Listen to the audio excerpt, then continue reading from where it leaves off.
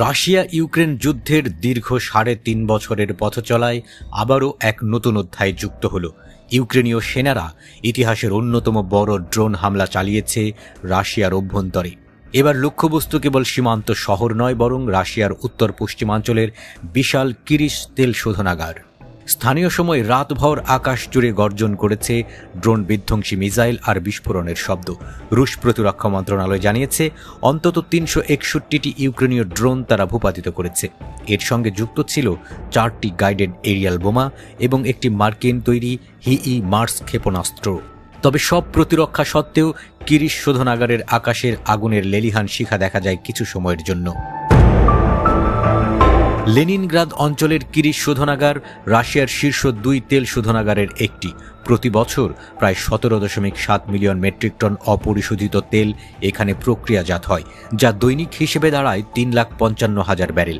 রাশিয়ার মোট তেল প্রক্রিয়াকরণের ৬.৪% যোগান দেয় এই স্থাপনা।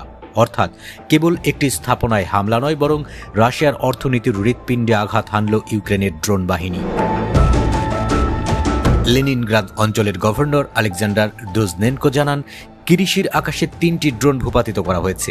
সেগুলোর ধ্বংসাবশেষ থেকে সৃষ্ট আগুন দ্রুত নিয়ন্ত্রণে আনা সম্ভব হয়েছে। কোনো হতাহতের খবর নেই। তবে যুদ্ধ কৌশল বিশ্লেষকরা বলছেন, ইউক্রেনের উদ্দেশ্য ছিল সরাসরি পরিকাঠামো ধ্বংস নয়, বরং রাশিয়ার প্রতিরক্ষা ব্যুহের দুর্বলতা এবং ভয় জাগিয়ে তোলা। ইউক্রেনের ড্রোন কমান্ড এই হামলার দায় স্বীকার করে জানিয়েছে এটি ছিল একটি সফল আঘাত, যদিও স্বাধীনভাবে ক্ষয়ক্ষতির পরিমাণ যাচাই করতে পারেনি আন্তর্জাতিক সংবাদ মাধ্যমগুলো। ইউক্রেনের দাবি স্পষ্ট, তারা রাশিয়ার জ্বালানি খাতকে অচল করার কৌশল নিয়েছে। রাশিয়া ইউক্রেন সংঘাত এখন ইউরোপের দ্বিতীয় বিশ্বযুদ্ধ পরবর্তী সবচেয়ে রক্তক্ষয়ী যুদ্ধ। একই সঙ্গে এই যুদ্ধ বৈশ্বিক জ্বালানি বাজারের উপর অশনি সংকেত হয়ে দাঁড়িয়েছে। গত কয়েক সপ্তাহ ধরে যুক্তরাষ্ট্র নেটো মিত্রদের উপর চাপ বাড়াচ্ছে, যেন তারা রাশিয়ার তেল কেনা বন্ধ করে কড়া নিষেধাজ্ঞা কার্যকর করে।